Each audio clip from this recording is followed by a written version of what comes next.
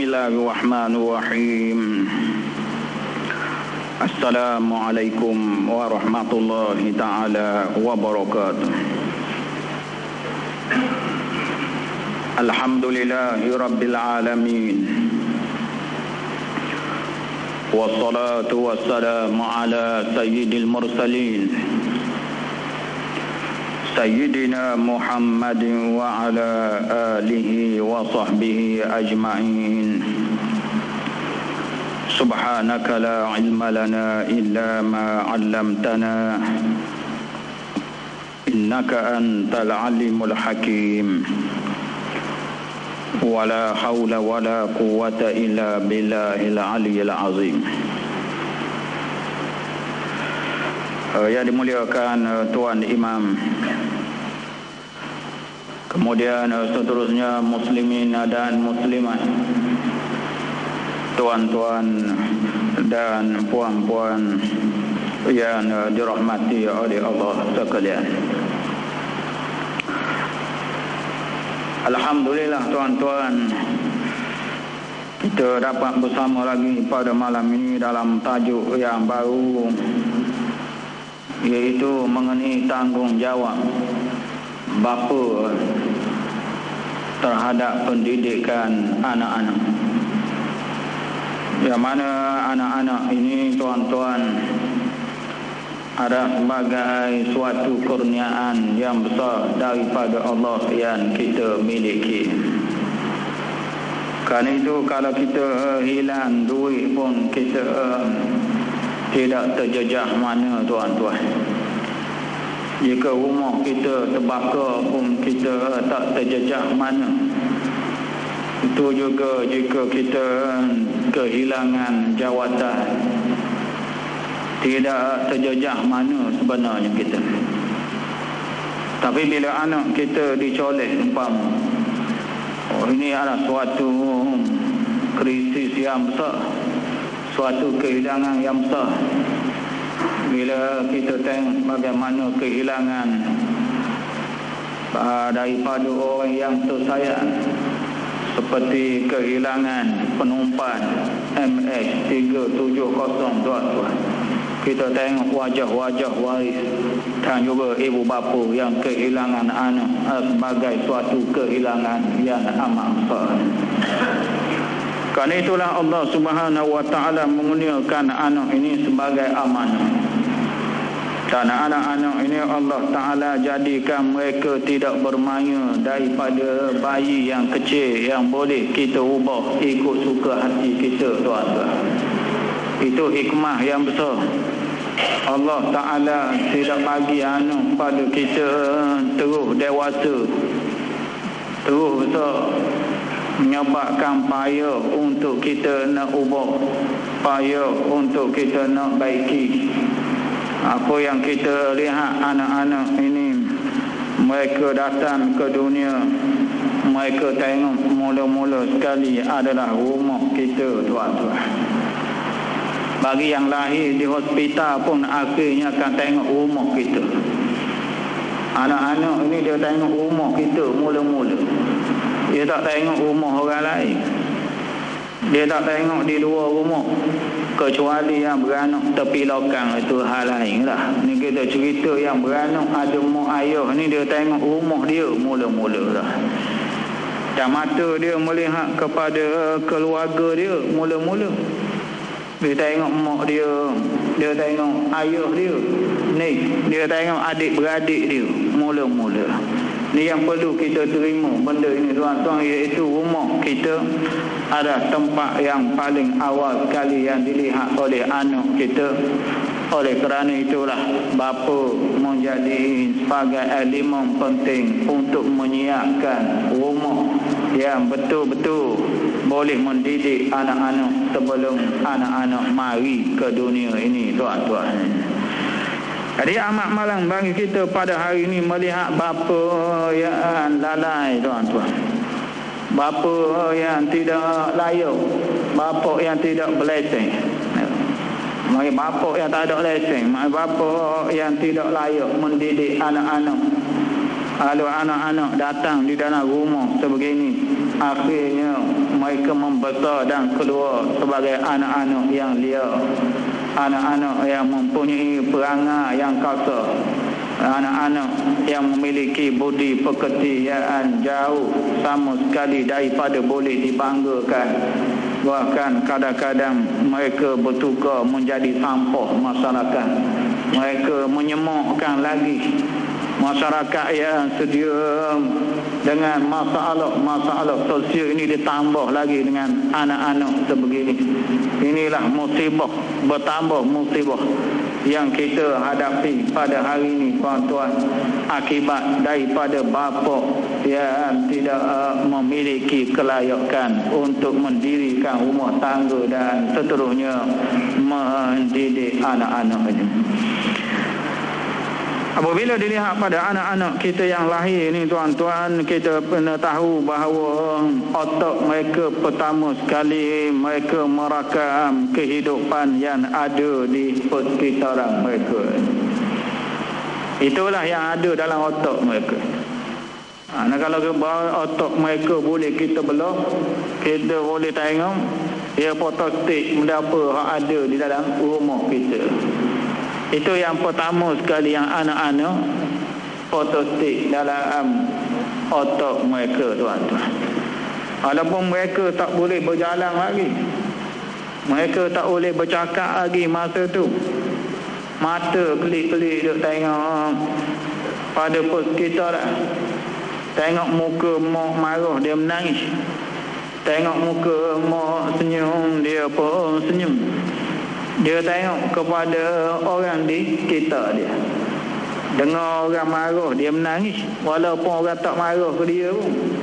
Walaupun orang tak marah ke dia pun, dia menangis, tuan-tuan. Kanak-kanak sensitif dia. Kita marah pada anak-anak yang lain, dia silap faham, dia ingat orang marah ke dia, menangis dia.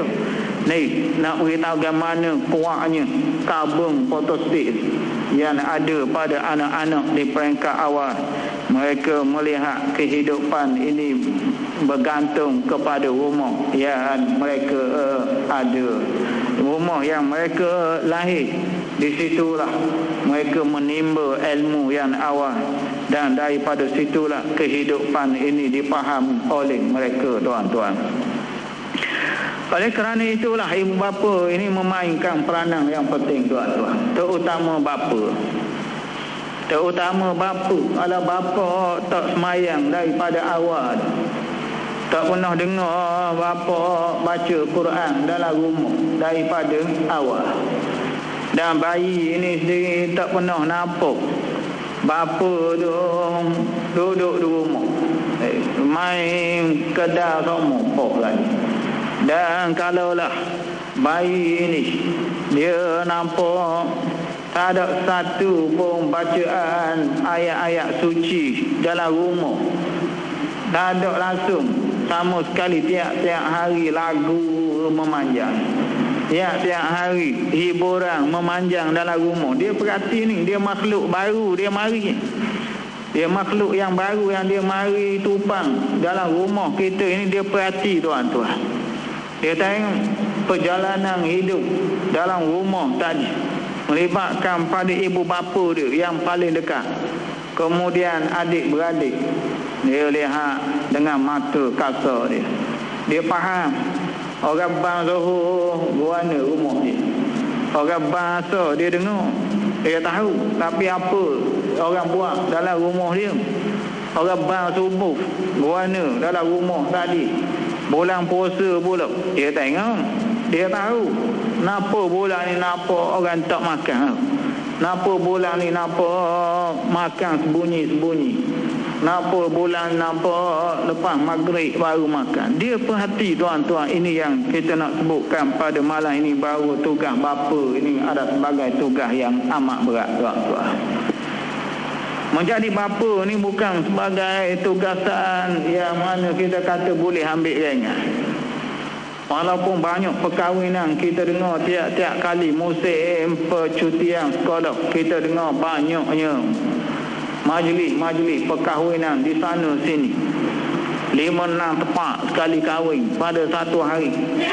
dengan memilih hari-hari tertentu untuk berkahwin. Tapi faham ke tidak, orang yang berkahwin ini baru tanggungjawab yang besar sedang menanti mereka, tuan-tuan. Yang mana inilah yang kita cuba tekankan, memandangkan kita hari ini dibelenggu dengan permasalahan bapa-bapa yang tidak layak menjadi bapa dan lalai dalam menunaikan tanggungjawab mendidik anak-anaknya. Al-Imam Al-Ghazali, tuan-tuan, Al-Imam Al-Ghazali pernah mengatakan, katanya anak-anak ini adalah amanah di sisi ibu bapa dia. Anak ini adalah amanah. Apa maksud amanah? Bebanan, tugas, tanggungjawab. Maknanya ada bebanan, ada tambahan tugas. Kita kena ingat, bila boleh anak ni, kerja kita makin bertambah. Oleh kerana itu jangan kita hanya duk doa nak minta boleh anak je. Duk maya ajak situ sini supaya boleh anak. Duk cari obat sana sini supaya boleh beranak. Dan kita pula kadang-kadang duk ikhtiar siang malam duk ikhtiar supaya boleh beranak, boleh ada anak. Jangan kita faham tekak begitu. Tanpa kita faham baru bila ada anak, bebanan kerja kita bertambah, tuan-tuan. Itu yang pertama sekali yang kita kena faham. Bila ada anak, kehidupan kita makin bertambah. Tugasan yang wajib kita buat makin bertambah, tuan-tuan. Lagi ramai anak, lagi banyak bebanan. Jangan kita tahu beranak saja, tapi tak rasa langsung bahawa bebanan yang ada itu sebenarnya telah meningkat dan makin bertambah banyak dalam kehidupan. Tambah Imam Ghazali lagi katanya, tuan-tuan, katanya hati bayi ini ada suci seperti permata. Seperti permata. Kalau kita tengok mata ni, tak ada sama sekali garis ke ataupun mata tadi nampak ada gores ke. Tak ada. Bila sebut mata ni makna dia kosong. Dia sebut mata ni makna dia adalah ceruk. Dia sebut mata ni ceruk. Ceruk. Bila sebut mata ni makna tak ada orang ganggu. Pemata ni barang yang orang tak ganggu. Kalau kita pergi kedai tengok cari mata, tiba-tiba kita tengok goreng, kita tak beli. Tak ada mata jenis kelabu, tak apa-apa. Mana jenis mata yang kita tengok ada garis-garis pula topek situ sini, tak ada. Baik mata kucing ya. Ceruk malam-malam ada sinar jauh lagi, kena ke lapu kereta jauh lagi bersinar dah. Kalau mata tak boleh lawan mata kucing, kau malah. Itu ada buah mata kucing ini panggil. Kerana mata dengan mata kucing ini lebih kurang. Kadang-kadang ceruk jauh lagi, nampak dah. Hijau sama hijau kata. Ini yang kita nak sebutkan. Bagaimana anak-anak ini ibarat mata. Bagi yang tak kenal mata, pergi ke kedamah. Tanya mata hak mana? Biar tanya. Kemudian tengok belek molek mata tadi. Dia tak ada goreng. Dia tak ada garisan. Bila sebut mata ni, anak-anak baby yang Allah Ta'ala kurniakan, itulah dia, tuan-tuan. Yang mana belum lagi terdedah kepada sebarang gangguan ataupun cemara. Yang mana Allah Ta'ala bagi pada kita dalam bentuk yang benar-benar bersih, suci. Lalu dalam keadaan begini, kata Imam Nawawi, kamu dapati pemata itu tidak ada apa-apa gores, tidak ada apa-apa bentuk gambar ataupun sebarang lakaran pada pemata yang kita tengok itu, tuan. Ini ibarat bayi yang diberi oleh Allah Ta'ala. Jadi atas tukang mah tu lah pula dia nak wak-wan dia. Dia nak wak-wan atas tukang mah lah. Dia nak pecah warna pula. Dia nak ukir betul berapa segi ikut dia lah. Nak buat mata bentuk mana? Masing-masing ya. Kita tengok mata cicing dah lah kita tengok dah. Ada hak buat besar kabur. Besar kabur dah. Kabur mata cicing besar mata dia lagi. Ada. Mata batu kita tengok. Kabur merah dah. Besar mata cicing dia lagi dah kita tengok. Kabur besar dah. Tapi mata cicing besar lagi. Setengah tu ada wak kecil saja mata dia. Ada buah pula ikat dengan cincin dia. Ni yang kita kata atas tuan kedai pula. Tuan kedai pun dia tanya pada selera kita. Dia tak lewat bahara apa. Dia tanya kita kau nak macam mana? Nak belah buat ni mata ni. Ini yang kita kata bahawa ini itulah dia tuan-tuan. Iaitu Tuhan bagi pemata yang kosong lagi. Yang mana ibu bapa inilah mereka yang bertindak untuk mengubah pemata tadi untuk jadi mata mata loket, mata cicing. Setengahnya itu lagi ada mata untuk subang pun ada juga. Ada oboh di hidung pun ada. Oboh di pusat pun ada juga. Oboh di kening mata pun ada juga. Macam-macam mengikut kepada cita rasa masing-masing lah. Nak boh di mana anak-anak pun gitu juga lah tuan-tuan. Kita pun sama bertindak nak bubuh anak kita mana. Nak bubuh di cicing ya jadi cicing. Nak bubuh di loket ya jadi duduk di loket. Kalau nak bubuh di pusat pun jadi pusat. Kita nak bubuh di kening mata pun jadi kening mata.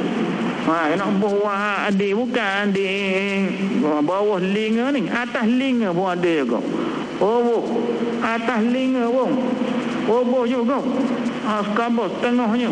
Allahu Akbar. Inilah anak-anak kita begitu juga tuan-tuan. Kalau kita nak bubuh di pusat sereti boleh bubuh. Kalau kita nak bubuh di universiti pun boleh. Kita nak bubuh dia tepi-tepi jalan. Terlibat dengan lombaan haram boleh bubuh, bukan tak boleh nak bubuh. Nak bubuh di tempat dadak boleh bubuh. Kerana itulah pemata ini akhirnya tempatmu nak bubuh tu bergantung kepada tuan dia, iaitu ibu bapa dia. Di mana dia nak bubuh mata cicing tadi, begitulah anak dia tuan-tuan akan berada di tempat-tempat yang mungkin tidak sesuai dengan permata tadi tuan-tuan. Lalu kata Imam Al-Ghazali ini tuan-tuan, wa huwa qabilun likulli ma nuqish.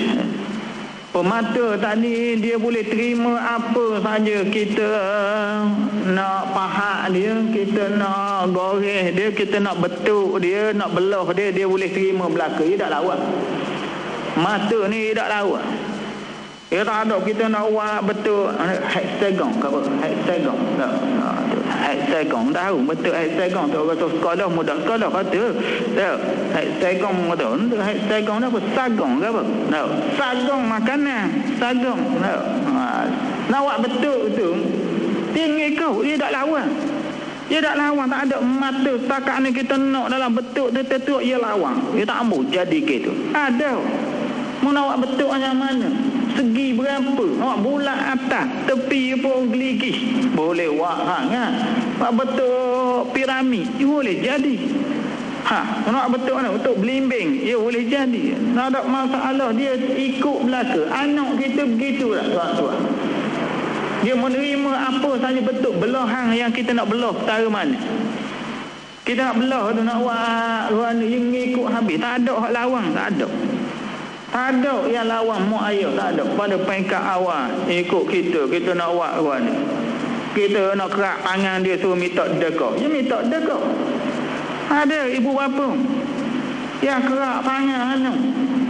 Sindiket jahat yang mencolek anak-anak lalu mengerak anggota badan atau tempat minta dekah kawan tu. Dia tak larang dia. Kerana dia bangsa atau manusia jenis makhluk yang taat, budak-budak lah. Pasal buat apa benda dia buat belaka. Tengok di negara-negara yang miskin tuan-tuan, Mereka menjadi buruk. Di peringkat umur 6, 7, 8 tahun akak batu cari sapuk. Taat dia buat kerja. Di Afrika mereka digunakan sebagai tentera. Dia buat latihan askar, bawa senjata berat-berat. Umur baru 8, 9 tahun. Taat dia. Kerana dia ikut kita nak belah cara mak dia terima belaka tu. Orang panggil budak-budak. Itulah pihak-pihak yang tidak bertanggungjawab. Merekrut anak-anak ini dari peringkat bawah dengan menanamkan rasa benci pada sesuatu dan juga rasa ta'assub. Mereka tanam peringkat awal ni. Bila saja dengar saja, bila saja mereka tengok gambar, ta'assub pun timbul, tuan-tuan. Kerana untuk usia sebegini amat bahaya, amat sensitif, yang memerlukan kepada ibu bapa yang bertanggungjawab untuk membentuk pemata ini supaya biarlah mata ini menjadi pemata yang berada di tempat yang betul, tuan-tuan. Kemudian dia lagi wama ilun ila kulli ma yumalu bihi ilaih. Mana baby dan juga bayi ini yang diberikan oleh Allah macam pemata ini, dia ikut apa yang diprogramkan pada dia. Kita program apa benda dia ikut belaka. Kita orang tua tengok, "Cih, aku 10,000 aku dak buat." Kita orang tua duk tengok ke budak-budak tu. Itu duk main tengah panas umpama ya. Duk kerja ke bola, duk kerja main pindah air dalam baldi ya. Duk tiup tepung umpama. Duk kekoh wahai hak gantung tu. Aku 10,000 aku dak kira dak. Budak-budaknya awak mata dia kata dak. Orang tengok. Tambah orang suruh. Orang ambak 2-3 kali air raya, mari lagi dia. Kata aku 10,000 aku dak kira rumah tu. Weh salam 4 kali dak jawab. Mari pula ngah hari lagi. Beraya 3-4 kali mari. Dia kata ni abang budak-budak dia modal. Dia betul tu, dia ngikut je. Senang. Antara tempat yang paling mudah kita nak betul ni lah. Tuan percayalah. Dalam umur yang diberikan oleh Allah ini, jawapannya budak-budak ni lah. Usia ni lah paling mudah sekali kita nak buat apa. Masalahnya kita sebagai bapa ni tak ada matlamat nak anak tu jadi apa. Kita tak tahu, itu masalah. Itulah yang kita hadapi hari ini.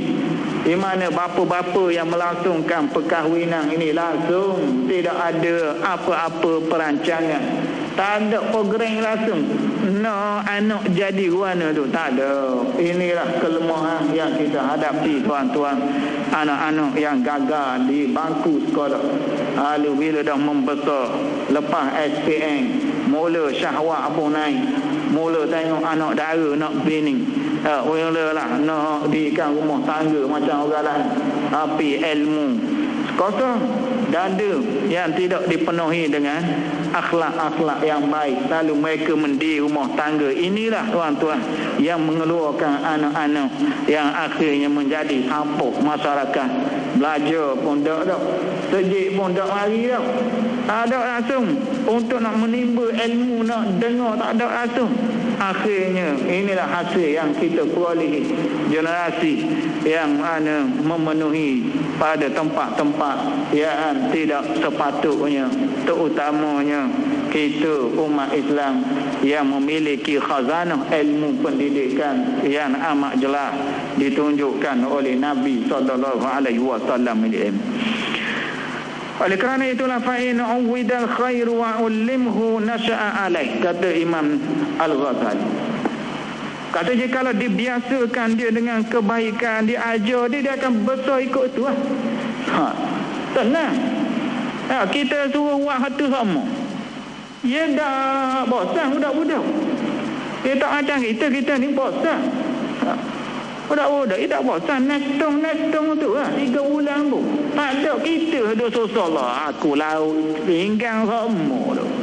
Main tak kepala dah ikat tinggal. Perlu bau tinggal. Kabur kita bosan tuan-tuan ni bahasa tua ni dah bosan. Oh bosan sungguh. Buka-buka radio dekat tengah lagu dekat bosan. Musabakah ada tak mau dengar apa benda kita bosan kata. Nak kata kan mana bosan mudah mari dalam kita orang tua. Budak-budak tidak bosan. Sebab itu dia kena ulang sama. Pekat budak ni kena ulang sama. Dia jadi baik tuan-tuan. Ulang kebaikan dia akan jadi baik. Apa benda kita nak? Kita ajar wisalang. Ya wisalang kita dah lama. Tak lama kita wih 2 hari aja. Masuk rumah wisalang kata gini Assalamualaikum. Lepas tu esok tanya dah masuk rumah kata guana. Lama-lama jadi dia jadi sendiri tuan-tuan. Wisalang kita. Masuk rumah lagi dah kita jawab lagi tu ya wisalang. Kerana lekat buat orang panggil tu cepat dia lekah belajar juga. Sebab itu kita kata perlu pok yang hebat, perlu pok yang ada ilmu masa ni. Kalau pok tu jenis kosong tak ada benda punah rugi rugi tuan-tuan. Bila pok tak ada benda pada masa itu rugi. Kurniaan yang hebat ini yang menyebabkan dia tak boleh nak buat ubah apa-apa. Rugi tuan-tuan memiliki bapa bini yang mana memiliki anak dalam usia yang mana dia boleh juru ikut suka hati dia. Kadang-kadang gini jika ia tidak membiasakan kebaikan dan tidak mengajar, nescaya anak tadi tidak akan membesar mengikut apa yang dia hendak. Sebab itu kadang-kadang hak ia boleh di sekolah molek pada hak di rumah lagi. Hak dia boleh di sekolah tuan-tuan. Molek ada rumah lagi. Baca doa makan. Oh pun tu baca tak tahu. Boleh ke tak tahu dah. Oh itu suruh ayah baca dah. Boleh ke tak tahu. Kita tanya tau. Oh baru nak nikah. Tujuh ni kau kata doa makan tahu tak? Boleh tak tahu? Minta dalam keadaan the spot gitu tak? Minta ramah. Doa makan ke nawaitu soma goding ya? Ramah babah dia tahu. Percaya lah. Kerana bukannya hari-hari duk kata 3-14 tahun tak kata sekali. Dia nak ingat pun gitu. Dia ada hari pergi sekolah nak makan cikgu duk mengajar gitu sama. Doa makan balik rumah dia hak doa. Ni aku kata bagaimana dia kuat fotostick tu. Dia ambil pendidikan yang ada di tepi dia itu dengan kuat. Tunggu pok je. Pok saja tu. Kalau pok molek mak bagus. Allahu Akbar. Budak ni membesar tuan-tuan dalam keadaan yang bagus. Tidaklah kita meratapi pada hari ini dengan anak-anak yang buruk akhlak ni tak jumpa tuan-tuan. Kerana bila dia mengambil pada peringkat ini pengambilannya kukuh tuan-tuan. Pengambilan dia kemah. Dia cetok tu, cetok yang kuat. Dia ingat pas kemalang, kadang-kadang ngega dia. Kadang-kadang ngega. Dia main siang hari tu. Cikgu dia marah, dia mega nangis malam tu ada. Dengan kawan-kawan dia berebu alat-alat permainan. Malam ngega, kuat tak kuat, cetok tak ada tu. Tapi ngega malam nak kata. Ini siapa dia kata kuat dalam usia sebegini. Mana kita orang dewasa dah tak ngega dah kita. Kuat-kuat cetok pun tak ngega kita. Belah-belah tu. Dah tengok apa. Orang-orang tu tengok bola tunda. Orang-orang tu tengok gitu ngega saya pak orang malang tu. Lepas tu ngega gitu. Ya orang tak kata ada gitu. Tapi untuk nak cetok macam anak-anak kita mencetok tuan-tuan. Mereka ada suatu unsur yang kita kena beri perhatian tuan-tuan.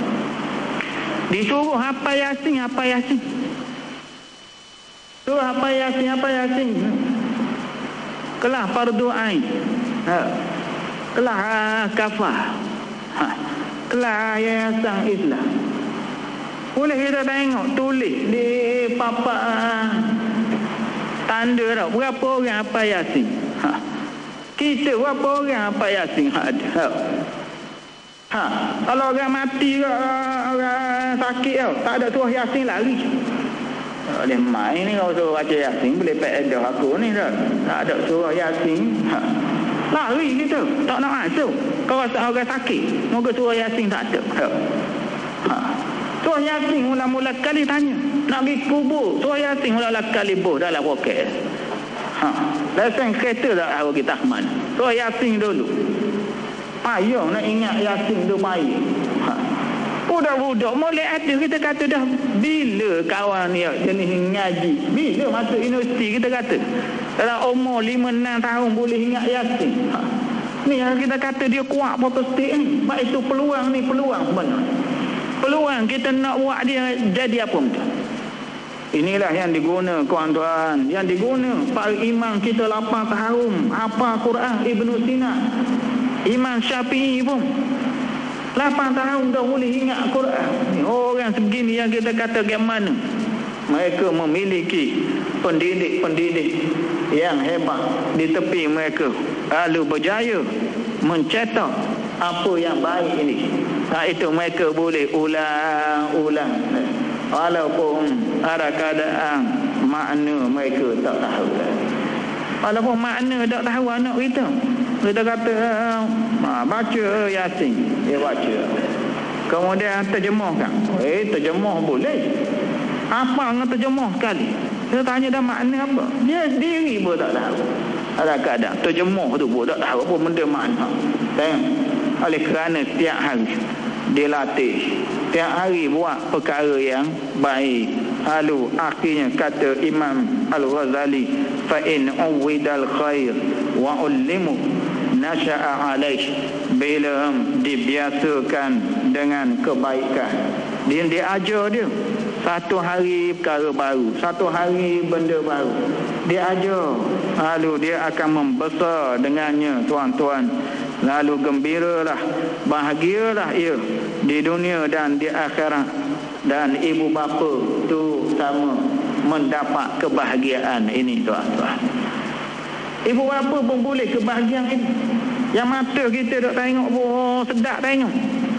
Sedap tengok umur 60 pergi beli pasar raya apa anak lelaki duk bawa raga, duk pikul situ sini.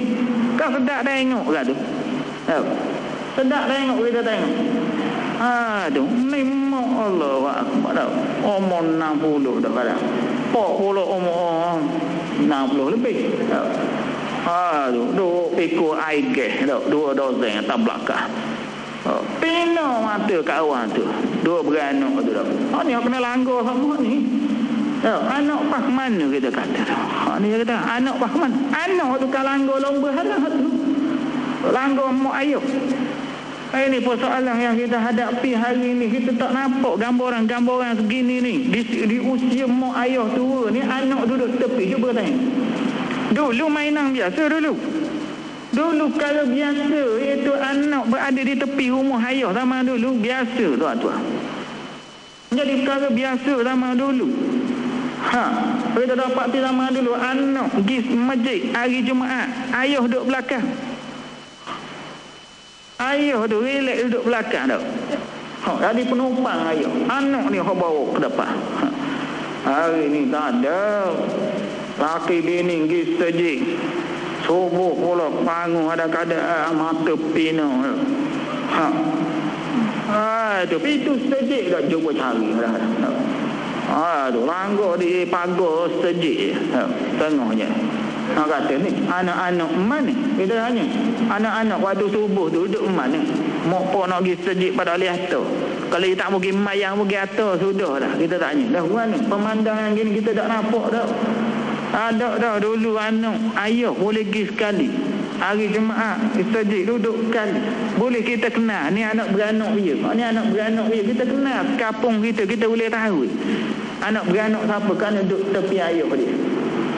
Itu. Hari ni tak ada dah. Tak ada. Sebab itu bila kita bincang hal ni menyedihkan tuan-tuan. Menyedihkan. Lagi tinggi sekolah. Lagi banyak sekolah dibuka.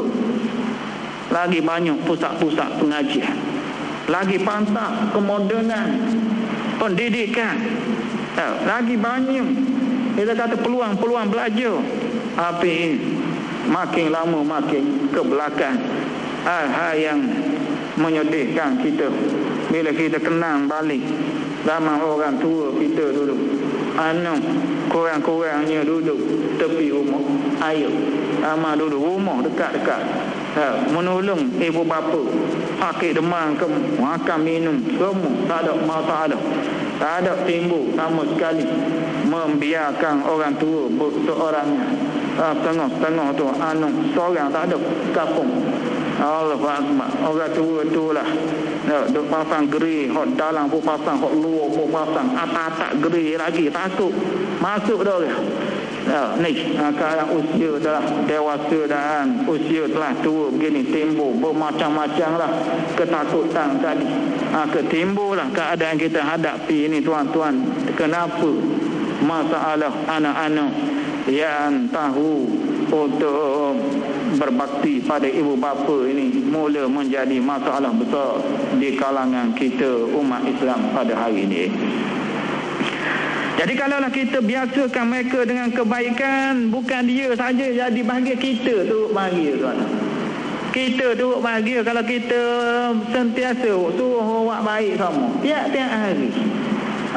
Dorang bang ajar ambil air mayat tiap-tiap hari, ajar kita. Beli buku, baca kita pun baca, bukan anak je baca. Kita pun kena baca hak molek, baru anak baca hak molek. Kita orang tua ni, kerana dia nak tiru kita, kita baca baru dia baca. Kadang-kadang kita paksa anak-anak belajar, kita patah hayang pun tak belajar. Ini masalah yang kita tengok pada hari ini, iaitu bapa yang tidak menepati dengan kehendak agama tuan-tuan. Lalu lahirlah anak-anak ini. Kalau kita biasakan mereka dengan kebaikan, kita ajar, jawapannya dia beri kebahagiaan kepada kedua ibu bapa, guru dan orang yang mendidiknya pun jadi senang hati. Kita nak ajar dia pun wala senang hati. Jadi beradab, jumpa tok guru, cium tangan selalu tu. Ini beradab. Ini daripada rumah molek dah, selesai dah rumah. Temu cikgu, temu ustaz, cium tangan selalu. Ada ustaz baru tu bik tanda basah lagi. Nak cium je, tak kira tangan basah tak basah nak mari cium mata dia. Ui ya, nak apa? Tahu, orang nak sangat beri, basah tak basah pun. Tak kita tahu ni, dia beres dah di rumah. Jadi yang kita hadapi hari ni, yang mari ke sekolah, yang mari ke tempat pusat pengajian, rumah tak beres. Rumah tak beres. Rumah nu serba kelang kabut. Mak pak tak semayang. Mak pak kelahi. Dia katakan mak pak pula jarang ada di rumah. Berada pula mak pak tu tak ada pelajaran. Berada pula lari daripada rumah yang bermasalah dah. Tak ada. Ataupun lagi ini masa curi apa. Ini yang kita hadapi ni. Kalau tak ada jenayah pun kurang-kurang tak win benda. Jadi pok panggil tunggu kayu panggil dah. Ini pok tunggu kayu. Pas cari rokok daun dia, pulah-pulah rokok daun cari pakai tak ada. Anak nak jadi apa pun tak ada patah haram. Ada ni pok tunggu kayu. Ini masalah yang kita nak cerita hal-hal yang melibatkan pada pendidikan bagai tugas pada pok. Kerana itu setiap orang perlu melekatkan diri. Amanah. Mana kata Imam Ghazali, jikalaulah dibiasakan dengan kejahatan keburukan dan dibiarkan dia macam binatang, nescaya akan susah habis. Dia susah, mak pok dia pun susah, cikgu dia pun susah. Nyelok ikut umur lah. Macam binatang dipanggil. Wa uhmila ihmalul bahai, dibiarkan seperti binatang ternakan. Tak ada adab, tak ada akhlak. Baca Quran pun tak tahu. Hormat orang tua pun tak tahu. Masa lembu kubah tak. Lembu kubah dia hormat siapa? Dia temu saing dia hormat lembu kubah. Lembu kubah dia temu ayah dia salah. Tak ada. Kerana lembu kubah dia tak pernah ajar adat ke anak dia. Apatah lagi guru ke? Ini yang kita kata bahawa jikalau dia ajar dia setiap hari dengan keburukan. Sehari-hari cakap hok bunuh saja dia boleh di rumah. Cakap yang buruk, yang keji ni tiap hari dia dengar semua ni. Cakap yang tak sepatut diucap oleh orang tu. Hari-hari dia kutip satu dia kutip tiap hari. Cakapan ini pula menjadi darah daging dia. Ini ya kita kata cakapan anak muda hari ni. Tengok teruk, tidak berbudi bahasa, tidak berakhlak.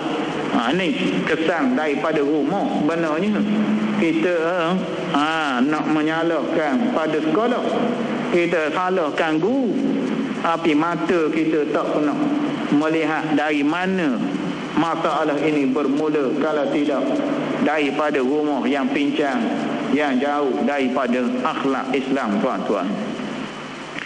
Oleh kerana itulah apabila dia membiasakan keburukan dan membiarkannya hidup macam binatang, kata Imam Al-Ghazali, maka akan hidup dalam keadaan merana lah. Orang di sekitar dia merana, bukannya mak ayah dia saja yang merana di rumah. Tiap-tiap hari minta piti, kerja satu tak ada buat. Anak bangun pukul 12. Bangun minta piti, minyak mutu. Kemudian keluar, balik pukul 3 pagi sekarang pula. Balik tidur. Tegur sepatut, golok lalu. Tak main sikit. Nak tetok lalu ni. Kita kata, tu susah pada mak. Susah pada kita pula ni. Di jalan raya nak pergi tegah-tegah ni. Dia duduk letang ke dia duduk borok situ. Api tak kira hijau merahnya sekat habis ke dia. Ni susah kita orang panggil. Bukan susah mak pak dia susah dah. Pas ke kita ni duduk di jalan raya jadi susah. Dengan bunyi bisingnya peres ni. Ni dah asa ulang puasa lagi. Main ngecung pula lagi. Cari ngecung tu cucuk sini dah. Kata Allah ni nak kau bagaimana? Masa cari susah kau kan. Tunggu nak pergi terawih, naik rumah dah kan. Nak pergi terawih payah. Dah naik dah kan rumah. Ini musim ni. Ni musim ni orang panggil ni musim mana boleh kita tengok ketika orang ramai puak nak beribadat, ramai pula yang mencari peluang untuk membuat kemungkaran. Tak kira bulan, tuan-tuan, tak pernah berhenti, tak pernah puas akibat daripada kegagalan daripada pendidikan rumah tadi. Lalu dalam keadaan begini, dosanya ditanggung oleh ibu bapa dan penjaga, tuan-tuan. Jelas Imam Ghazali beritahu hari ini dosa dia pergi ke mak pak. Oleh kita tengok sini dosa dia kata wa kana al-wizru fi raqabatil qayyimi alai. Wa kana al-wizru fi raqabatil qayyimi alai wal wali lahu. Maka dosanya dicah B dia mari atas nama mak pak dan penjaga. Tengok B dia tu mari tak mana B kita pun B merah sama nak kena kerak sama tu. Tahu? Mari B lain pula. Allah Akbar ni lah. Saya kata nak bining tolong mikir banyak lah, tuan-tuan. Belum nak melangsungkan perkahwinan tolong mikir banyak B kita hak merah tu nak kena kerak tu banyak tu. Tunggak sama. Mayang tunggak sama. Nak kerak dah lama dah mana. Mari B merah sama. Suruh bayar, suruh kodoh. Tak kodoh. Hodoh, kita ambil bining pula. Mari B orang lain pula. Imam Ghazali kata, B dosa itu dicah. Tiap-tiap hari, tiap-tiap bulan, tiap tahun, dia cah kena ke atas Al-Qayyim. Orang yang mendidik itu ibu bapa, yang menjaga, yang mengurus mereka. Wal-wali dan juga penjaga. Allahu Akbar, ni lah bala atas bala orang panggil. Bala atas bala inilah bunyi nekok sedap.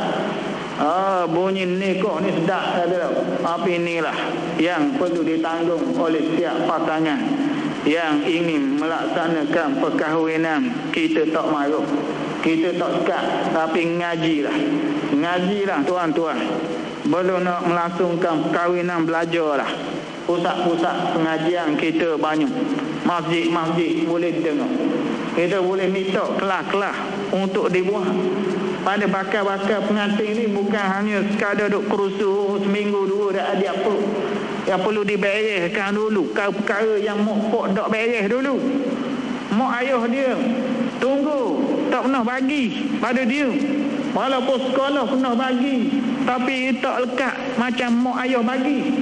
Yang mak ayah bagi lekat. Beza dengan yang sekolah bagi. Waktu itu kalau kita tanya apa wasiat makmu nak mati, dia ingat. Kerana mak ayah ni kuat, dia cetak dulu. Tak sama dengan yang sekolah haja. Sekolah haja ni ingat sebutir dua je. Tapi mak ayah kita ingat. Dia telinga kita tahu.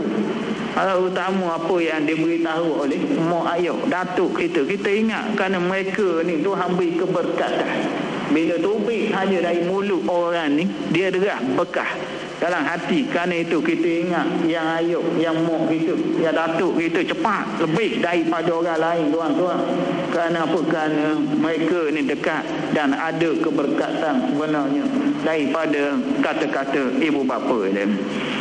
Di akhirnya kita melihat bagaimana Imam Ghazali membawa dalil kullu mauludin yuladu alal fitrah wa innama abawahu yuhawidanihi au yumajjisani au yunassirani.